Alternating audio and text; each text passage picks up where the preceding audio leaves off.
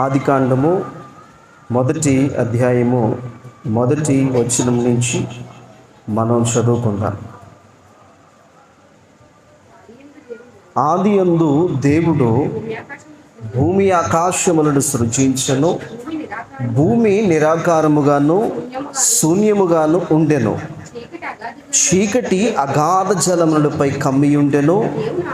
దేవుని ఆత్మ జలములపై అల్లాడుచుండెను.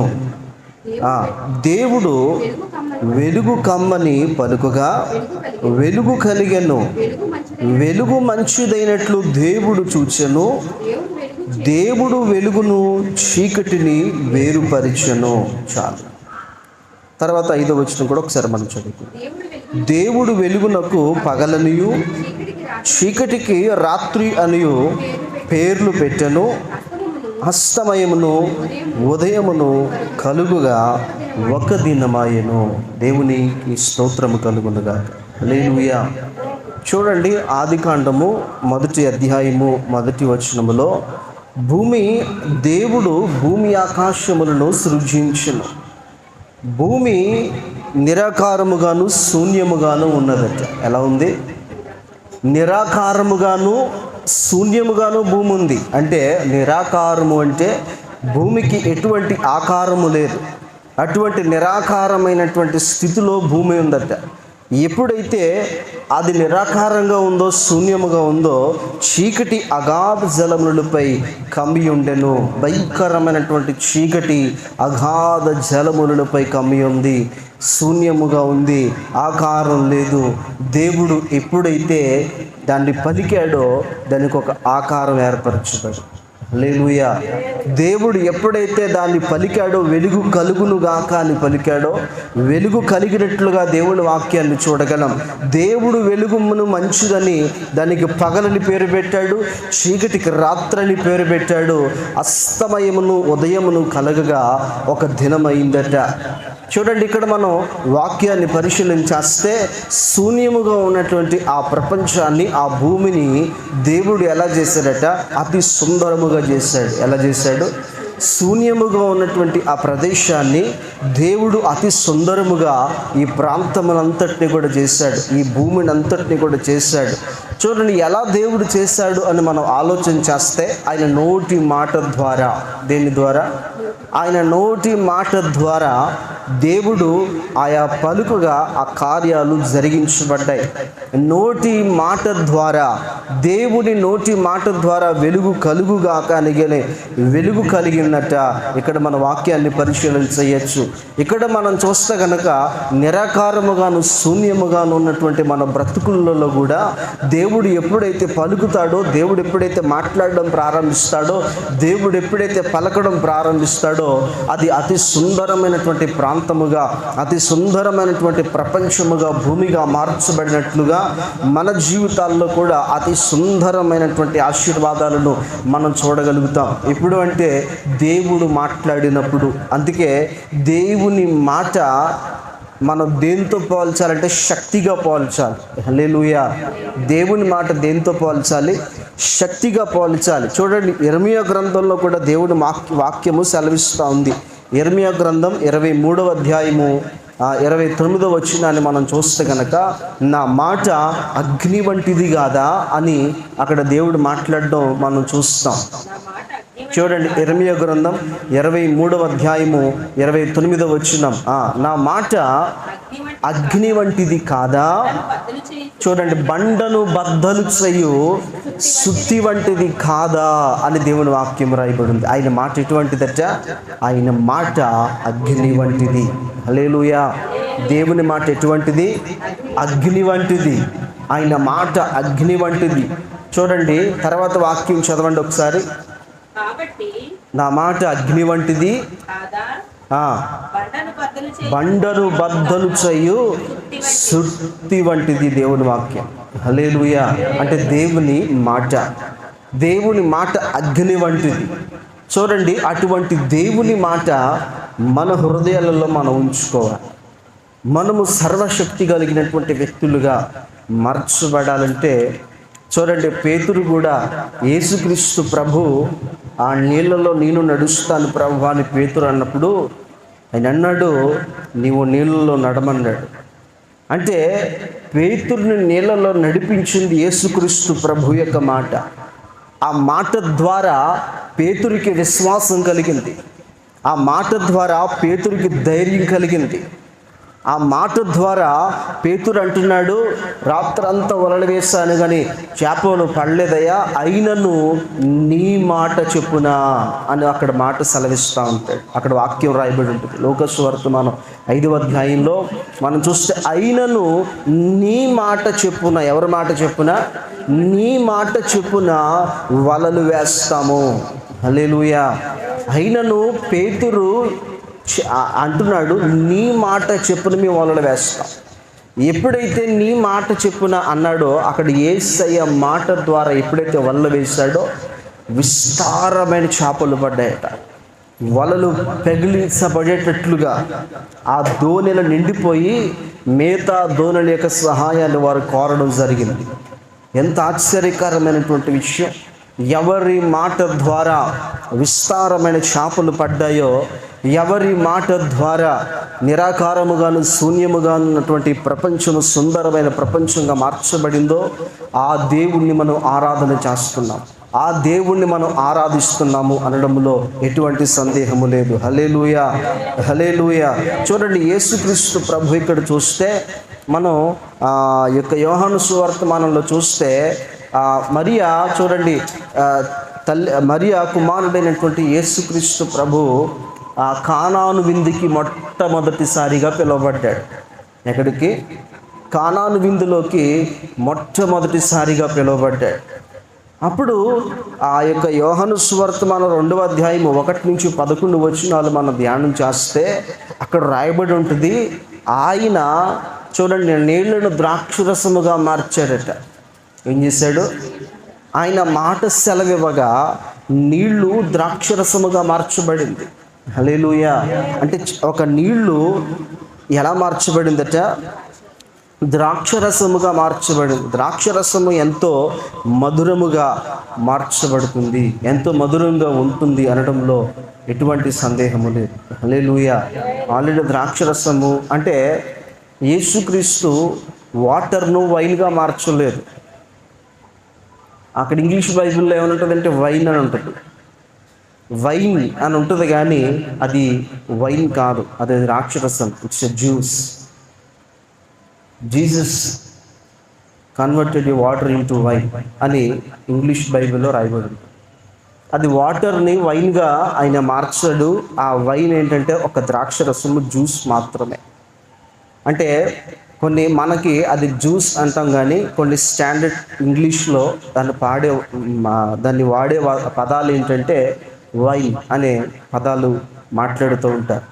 నిజమైన వైన్కి అర్థం ఏంటంటే దాన్ని ఫెర్మెంటేషన్ చేయాలి, అంటే పులవబెట్టాలి. ఎప్పుడైతే ఆ ద్రాక్షరసాన్ని పులవబెట్టకుండా, పులియకుండా అది వైన్గా మార్చబడదు. దేవుడు చేసింది ఫ్రెష్ జ్యూస్. హల్లెలూయా. అది వైన్ కాదు. అక్కడ ఫెర్మెంటేషన్ అనేది జరగలేదు, చేయలేదు. హల్లెలూయా. కాబట్టి దాన్ని మనం పరిగణలోకి తీసుకోవాలని ప్రభు పేరిట మీకు తెలియచేస్తున్నా. హల్లెలూయా. ఇక్కడ యేసుక్రీస్తు చేసినటువంటి అద్భుతాన్ని మనం పరిశీలన చేస్తే ఆయన నీళ్లను ద్రాక్షరసముగా మార్చినట్లుగా మన వాక్యాన్ని పరిశీలన చేయగలం.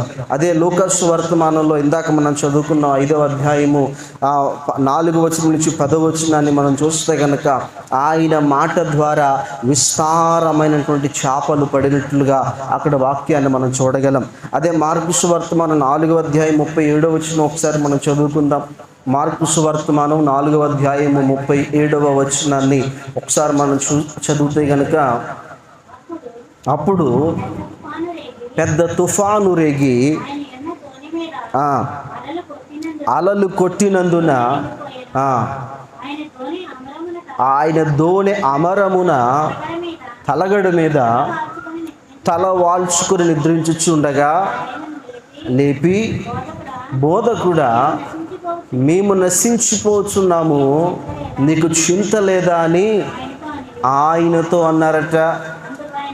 అందుకు ఆయన లెగిచి గాలిని గర్దించి, చూడండి, గాలిని గర్దించాడు, నిశ్శబ్దమై ఓరకుండమని సముద్రముతో ఒక మాట చెప్పగా ఆ గాలి అణిగిపోయింది, మిక్కిలి సముద్రము నిమ్మలమైంది అనే వాక్యం అక్కడ రాయబడి ఉంది. హల్లెలూయా. చూడండి, ఒక ధోనిలో యేసుక్రీస్తు ప్రభు ఉన్నాడు, అలాగే శిష్యులు కూడా అక్కడ ఉన్నారు. యేసుక్రీస్తు ప్రభు ఉన్నాడు, శిష్యులు కూడా అక్కడ ఉన్నారు. యేసుక్రీస్తు ప్రభు అక్కడ ఉన్నాడు, అయితే అక్కడ దోణి అమరమును నిద్రిస్తూ ఉన్నాడట యేసుక్రీస్తు. దోణి అమరమును ఆయన పడుకుంటూ ఉన్నాడు, శిష్యులందరూ కూడా పైన కూర్చున్నారు. అయితే ఆ దోణిలో ఎవరున్నారు? యేసయ్య ఉన్నారు. హల్లెలూయా. ఈ విషయం మీకు నాకు తెలుసు, ఎందుకంటే మీ దగ్గర నా దగ్గర ఈరోజు వాక్యం ఉంది. కానీ శిష్యుల దగ్గర వాక్యం లేదు. ఆ రోజు ఓన్లీ ధర్మశాస్త్రం మాత్రమే ఉండేది, వాక్యం లేదు. అయితే యేసుక్రీస్తు ప్రభు మనుష్య కుమారుడని అప్పుడప్పుడే దైవ కుమారుడు, దావీదు కుమారుడు అని కొందరు, మనుష్య కుమారుడు అని కొందరు, దేవుని కుమారుడు అని కొందరు నమ్మే తరుణం అది. అటువంటి సందర్భంలో యేసుక్రీస్తు ప్రభుతో నడిచినటువంటి వ్యక్తులు ఈ అపోస్తులైనటువంటి శిష్యులు. వాళ్ళు యేసుక్రీస్తు అద్భుతాలు చేస్తాడని తెలుసు, కానీ మరీ ఇంత అద్భుతాలు చేస్తాడని వారికి కూడా అప్పుడే తెలిసింది. వారు భయపడుతున్నారట, ఆందోళన చెందుతున్నారు, వేదన చెందుతున్నారు. అయ్యో, ఈ గాలి వచ్చేస్తుంది, అలలు వచ్చేస్తున్నాయి, సముద్రంలో నీళ్ళన్నీ కూడా పడవలోకి వచ్చేస్తున్నాయి, ఏం చేయాలో అర్థం కానిటువంటి పరిస్థితిని బోధకుడిని లేపారు, ఆయన్ని లేపారు. ఎందుకంటే ఆయన అద్భుతాలు చేసే దేవుడు. హల్లెలూయా. ఆయన ద్వారా ఏదైనా జరుగుతుందేమో, అందుకే నీకు చింత లేదా అని అడుగుతున్నారు ఆయన. హల్లెలూయా. మేము నశించిపోవుట చింత లేదా, మేము నశించిపోతున్నామయ్యా, నీకు చింత లేదా అని అడుగుతున్నారు యేసుక్రీస్తుని. ఎప్పుడైతే యేసుక్రీస్తు ప్రభు గాలిని గర్దించాడో అది ఆగిపోయిందట. హల్లెలూయా. ఆ యొక్క సముద్రమును ఎప్పుడైతే ఆయన మాట ద్వారా సెలవిచ్చాడో సముద్రము నిర్మలమైపోయింది. హల్లెలూయా. ఇక్కడ మనం వాక్యాన్ని పరిశీలించేస్తే ఆయన మాట ద్వారా కార్యాలు జరుగుతున్నాయి. ఎందుకంటే యేసయ్య మాటలో ఉన్నటువంటి దేవుని శక్తి. హల్లెలూయా. యేసయ్య మాటలో ఉన్నటువంటి శక్తి అలాంటిది. అందుకే ఈరోజు మన అంశం కూడా దేవుని మాటలో ఉన్నటువంటి శక్తి. ఏంటి? దేవుని మాటల్లో ఉన్నటువంటి శక్తి. ఈరోజు ఆ మాటను మనం మాటగా చూడకూడదు, ఆ మాటను మనం ఎలా చూడాలా? శక్తిగా చూడాలి. అందుకే దేవుని రాజ్యము మాటలతో కాదు కానీ ఎలా ఉంది? శక్తితో ఉంది. కొరింథీ పత్రికలో ఆ వాక్యాన్ని పౌలు గారు రాస్తారు. 1 కొరింథీయులకు రాసినటువంటి పత్రిక 4వ అధ్యాయము 20వ వచనంలో రాస్తాడు ఆయన. 1 కొరింథీయులకు రాసినటువంటి పత్రిక 4వ అధ్యాయము 20వ వచనం. దేవుని రాజ్యము మాటలతో కాదు, శక్తితోనే ఉంది. చూడండి, పౌలు అంటున్నాడు, దేవుని రాజ్యము మాటలతో కాదు, శక్తితో ఉంది. ఆ శక్తి యేసుక్రీస్తు ప్రభువులో ఉంది. ఆ ప్రభువు మాట సెలవివ్వగా ఆ శక్తి బయలు వెళ్తూ ఉంది. ఆ శక్తి బయలు వెళ్ళాలంటే దేవుడు ముందు మాట సెలవివ్వాలి. హల్లెలూయా. చూడండి, ఇక్కడ మన వాక్యాన్ని చూస్తే కనుక ఆయన చూడండి, లూకాసు వర్తమానం 7వ అధ్యాయం 11వ వచనంలో ఆ యొక్క చనిపోయినటువంటి వ్యక్తిని లేపినట్లుగా వాక్యాన్ని మనం చూడగలం.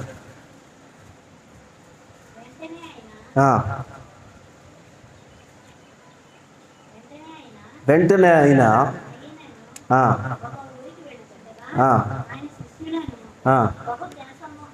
బహుజన సమూహమును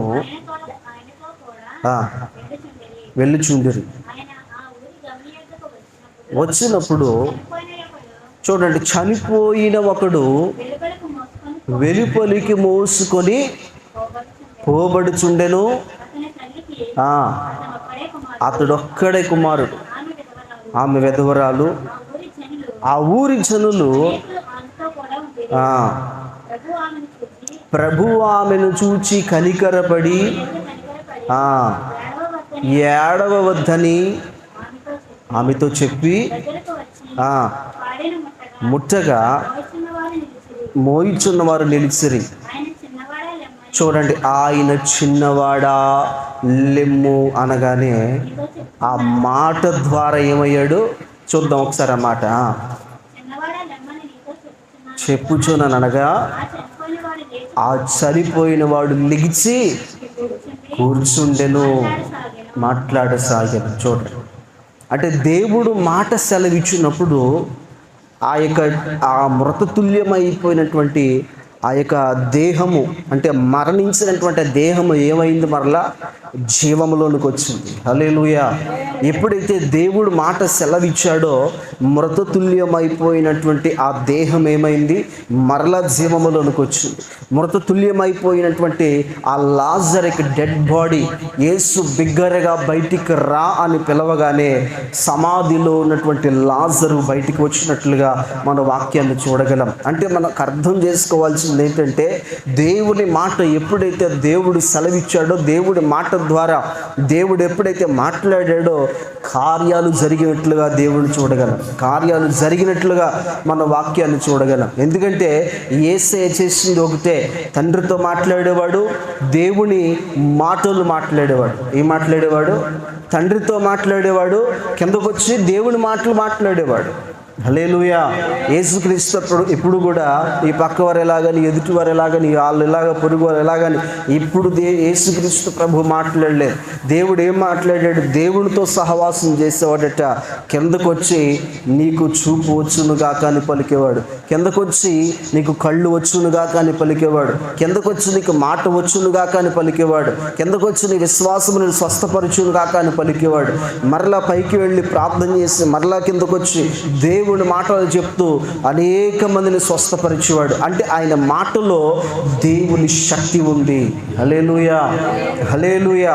చూడండి, యెషయా అంటున్నాడు, నా నోటున నీ మాట ఉంచమంటున్నాడు. ఏమంటున్నాడు? నా నోటున నీ మాట ఉంచమంటున్నాడు, ఆయన వాక్కు ఉంచమంటున్నాడు. దేవుని వాక్యము రెండంచుల ఖడ్గము వంటిది. ఆ దేవుని వాక్యములో శక్తి ఉంది. ఆ దేవుడి వాక్యములో ద పవర్, చూడండి, ఆ పవర్ యేసుక్రీస్తు ప్రభులో ఉంది. ఆ యేసుక్రీస్తు ప్రభువే వాక్యమై ఉందండి, వాక్యమై ఉందని యోహాను సువార్త మనం 1వ అధ్యాయం 1వ వచనంలో, 1వ అధ్యాయం 14వ వచనంలో కూడా వాక్యం సెలవిస్తూ ఉంది. అంటే చూడండి, ఆ శక్తియే దేవుని వాక్యం. ఆ గూఢమైనటువంటి ఆ మర్మము యేసుక్రీస్తు ప్రభులో దాగి ఉంది. ఈ వాక్యాన్ని మనం స్వీకరించి దాని ప్రకారం మనం జీవించినప్పుడు మనం ఏది పలికితే అది జరుగుతుందని దేవుని వాక్యం అంటారు. హల్లెలూయా. అందుకే చూడండి, చాలామంది యేసుక్రీస్తు ప్రభువుని ఆశ్రయించి ఇది పలకగానే ఇది జరుగును గాక అనగానే అది జరగడం ప్రారంభించబడుతుంది. ఎందుకంటే వారి మాట యేసయ్య మాటగా ఉంటుంది, వారి నోటన దేవుని వాక్యం ఉంటుంది. హల్లెలూయా. ఈరోజు నేను కూడా దేవుడి వాక్యముతో మన నోటిని మనం నింపుకోవాలి, దేవుని వాక్యముతో మన హృదయాలను మనం నింపుకోవాలి. దేవుని మాటల్లో శక్తి ఉంది, అంటే వాక్యములో శక్తి ఉంది అనడములో ఎటువంటి సందేహం లేదు. హల్లెలూయా. అందుకే ఈ వాక్యము మరణించింది కాదు, ఈ వాక్యములో జీవం ఉంది. చూడండి, హెబ్రీయులకు రాసినటువంటి పత్రికలో 4వ అధ్యాయము 12వ వచనం మనం పరిశీలన చేస్తే, హెబ్రీయులకు రాసినటువంటి పత్రిక 4వ అధ్యాయము 12వ వచనాన్ని ఇక్కడ మన వాక్యాన్ని పరిశీలన చేద్దాం. హెబ్రీయులకు రాసినటువంటి పత్రిక 4వ అధ్యాయము 12వ వచనం.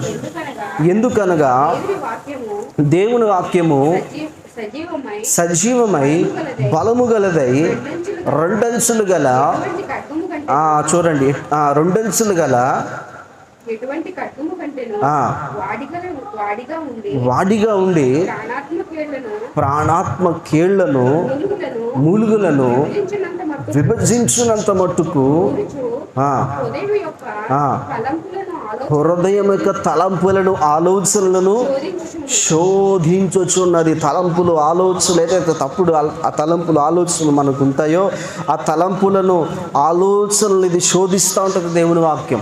మన హృదయములో దేవుడి వాక్యము ద్వారా మనం ఎప్పుడైతే నింపబడి ఉన్నామో మనలో కూడా జీవము ప్రవహిస్తుంది అనడంలో ఎటువంటి సందేహం లేదు.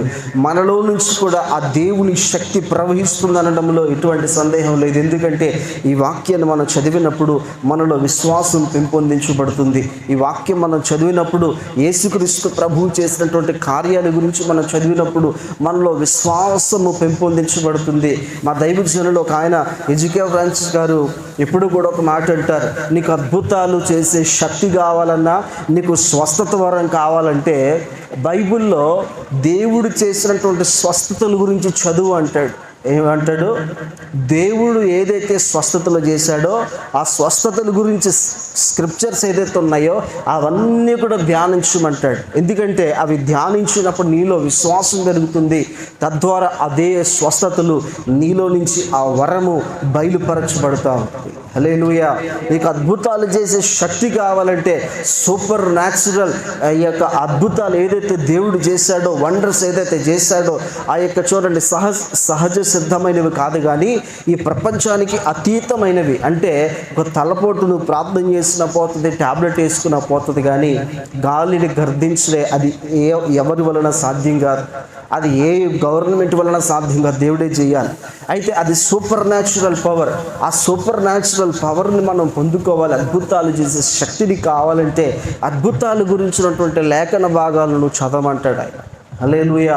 ఓన్లీ నీ ధ్యాస వాక్యం అంతా చదువుతున్నప్పుడు అద్భుతాల గురించినటువంటి ధ్యానాంశాలే నువ్వు చదవాలంటాడు. హల్లెలూయా.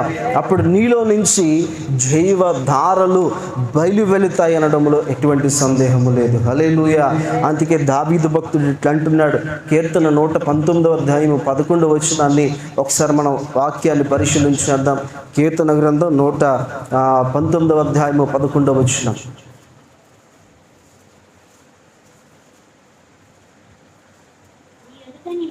నీ ఎదుట నేను పాపము చేయకుండానట్లు నా హృదయములో నీ వాక్యమును ఉంచుకొని ఉన్నాను. హల్లెలూయా.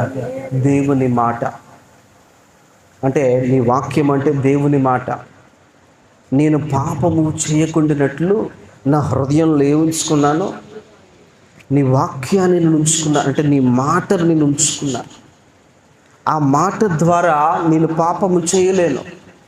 ఆ మాట ద్వారా నేను ఇతరులను ప్రేమించగలుగుతాను. ఆ మాట ద్వారా నేను ఏది పలికితే నెరవేర్చబడుతుంది. ఆ మాట నా హృదయంలో ఉండడం ద్వారా, ఆ వాక్యము నా హృదయంలో ఉండడం ద్వారా నాలో విశ్వాసము కలుగుతుంది, నాలో విశ్వాసము పెంపొందించబడుతుంది. తద్వారా నేను ఏదైనా చేయగలుగుతాను. హల్లెలూయా. అందుకే నా హృదయంలో దేవుని వాక్యాన్ని దావీదు ఉంచుకున్నాడట. హల్లెలూయా.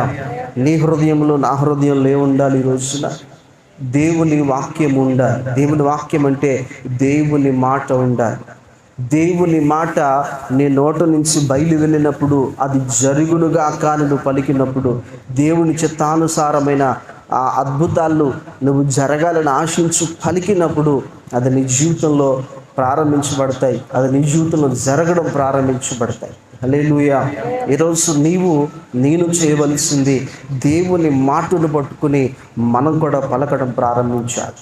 దేవుని మాట చూడండి, ఆ రోజు ఆదికాండములో మనం చదువుకుంటే దేవుడు ఏం చేశాడు? నిరాకారముగాను శూన్యముగానటువంటి ప్రపంచాన్ని దేవుడు వెలుగు కలుగునుగా కానీ పలకగానే వెలుగు కలిగినట్లుగా ఆ రోజు యేసుక్రీస్తు ప్రభువు తన ఒక్కగానొక కుమారుడు చచ్చిపోతే చిన్నవాడ తిరిగి లెమ్మని అతడు లెగిచి మాట్లాడినట్లుగా నీ మాట చెప్పును మేము వలలు వేస్తామని యేసయ్య మాట చెప్పును వలలు వేసినప్పుడు ఆ చేపలు విస్తారమైన చేపలు పడినట్లుగా ఈరోజు దేవుని వాక్యము ద్వారా, దేవుని మాట ద్వారా మన విశ్వాసం ఉంచితే ఆ రోజు జరిగిన కార్యాలే ఈరోజు నీ జీవితంలో, నా జీవితంలో జరగగలుగుతాయి అనడంలో ఎటువంటి సందేహం లేదు. ఆ రోజు నీ ద్వారా, నా ద్వారా ఏ కార్యాలైతే ఆ రోజు దేవుడు చేశాడో నీ ద్వారా, నా ద్వారా ఈరోజు అదే కార్యాలను దేవుడు చేయడానికి సిద్ధంగా ఉన్నాడు. కనుక నేను చేయవలసింది దేవుని మాటను మనం పట్టుకుని బ్రతకాలి. హల్లెలూయా. దేవుని వాక్యాన్ని నీ హృదయంలో ఉంచుకోవాలి. దేవుని వాక్యాన్ని నీ తలంపుల్లో ఉంచాలి. 24/7 24 గంటలు కూడా ప్రతి క్షణము దేవుని వాక్యమునికి జ్ఞాపకం రావాలి. దేవుని మాటల్లో జ్ఞాపకం రావాలి. చూడండి, నువ్వు ఎక్కడికో ఒక ప్రదేశానికి వెళ్ళావు, ఆ ప్రదేశంలో ఏదో జరగాల్సి ఉంది, ఏదో జరగాలి. అయితే నీకు ఎప్పుడు గుర్తు రావాలి, దేవుడు కానాను విందులో ఏం చేశాడు? నీళ్ళను ద్రాక్షరసంగా చేసినట్లుగా ఇదిగో ఎక్కడికి కూడా దేవుడు చేయగలడని విశ్వాసంతో నువ్వు పలకగలగాలి. హల్లెలూయా. నువ్వు మాట్లాడగలగాలి. ఎప్పుడైతే ఆ మాట్లాడతావో ఆ కార్యాలు చేసిన దేవుడు ఆ సందర్భంలో, ఆ యొక్క స్థితిలో, ఆ కార్యక్రమంలో దేవుడు నీ ద్వారా కార్యం జరిగిస్తాడు. హల్లెలూయా. అంటే నీవు ఎలా మార్చబడాలంటే నీవే ఒక దేవుని మాటగా మార్చబడాలి. నువ్వు దేవుని నోటిగా మార్చబడాలి. ప్రవక్తలు ఎవరో తెలుసా? దేవుని నోరు. హల్లెలూయా. ప్రవక్తలు ఎవరు? దేవుని నోరు. దేవుడు హృదయంలో ఏదైతే ఉందో ఆ హృదయంలో ఉన్నది నోటితో మాట్లాడతాడు. అదేవిధంగా దేవుని హృదయంలో ఏదైతే ఉందో ఆ మాటలను ఇతరులకు వెళ్ళి చెప్తారు. అందుకే ప్రవక్తలు దేవుని నోటిగా పిలువబడుతున్నారు. ఈరోజు నేను కూడా దేవుని మాటగా పిలువబడాలి. అదేవిధంగా ఈరోజు దేవుడు అంటున్నాడు, నా మాట అగ్ని వంటిది కాదా? ఆ అగ్ని మన హృదయాలలో ఉండాలి. దేవుని వాక్యము మన హృదయాలలో ఉండాలి. ఎప్పుడైతే అలా ఉంటుందో మనం కూడా మన జీవితాల్లో కూడా అనేకమైన కార్యాలు జరుగుతాయి అనడంలో ఎటువంటి సందేహం లేదు. దేవుడు తన పరిశుద్ధమైన వాక్యాన్ని మన వినికిడిలో దీవించి ఆశీర్వదించునుగాక. అందరూ తలలు వంచుదాం, కళ్ళు మూసుకుందాం, ప్రార్థన చేద్దాం. మహోన్నతుడ సర్వాధికారి అయిన యేసుక్రీస్తు ప్రభువా, నీ పరిశుద్ధమైన శ్రేష్టమైన నామమునకు స్తుతులు, స్తోత్రాలు, వందనాలు చెల్లిస్తూ ఉన్నాను. దైవికమైన మహిమ, కృప, సన్నిధి చేత మీరు మమ్మల్ని నింపి నడిపిస్తున్న విధానాన్ని బట్టి స్తోత్రమునైనా. ఇదిగో ప్రభా, మీరు దీవించండి, బలపరిచి ఆశీర్వదించండి. దైవికమైన మహిమతో మీరు నింపమని ప్రార్థన చేస్తున్నాను. అవునయ్యా, నీ మాటను పట్టుకుని మీ ముందుకు వెళ్ళడానికి కృప దయచేయండి అయ్యా. ఇదిగో ప్రభా, నీ మాటలు అయా సెలవివ్వగా ఆనాడు కానాను విందులో అయా నీళ్లను ద్రాక్షరసంగా మార్చబడినట్లుగా నాయన, ఇదిగో ప్రభు చిన్న కుమారుడు లెమ్మనగా లెగిచినట్లుగా నీ మాట చెప్పును వలలు వేయగా విస్తారమైన చేపలు పడినట్లుగా మా జీవితాల్లో కూడా అయా పలకండి నాయన. ఇదిగో ప్రభా, అయా సర్వనాశనం అయిపోయినటువంటి ఆ చిన్న కుమారుడి జీవితాన్ని నువ్వు మరలా లెగు అనగా అయా ఇదిగో ప్రభా, జీవము పొందుకొని బిడ్డ లెగిచినట్లుగా నాయన యేసు క్రీస్తు నామములో మా జీవితాలను పలుకునుగాక, నా అగ్ని మా జీవితాలను దిగునుగాక. అదేవిధంగా ఇదిగో ప్రభా, దావీదు భక్తుడు అంటున్నట్లుగా ఆ మాటే ఇదిగో ప్రభా మీమై ఉండాలి. ఆ మాటే మా హృదయాలలో ఉండాలి. ఆ మాట ద్వారానే మా బ్రతుకులు మేము మార్చుకునే తద్వారా మేము జీవించాలి. అట్టి కృపను మాకు దయచేస్తున్నందుకు వందనాలు చెల్లిస్తూ యేసుక్రీస్తు నామమున అడుగుచున్నాము తండ్రి. ఆమేన్, ఆమేన్, ఆమేన్.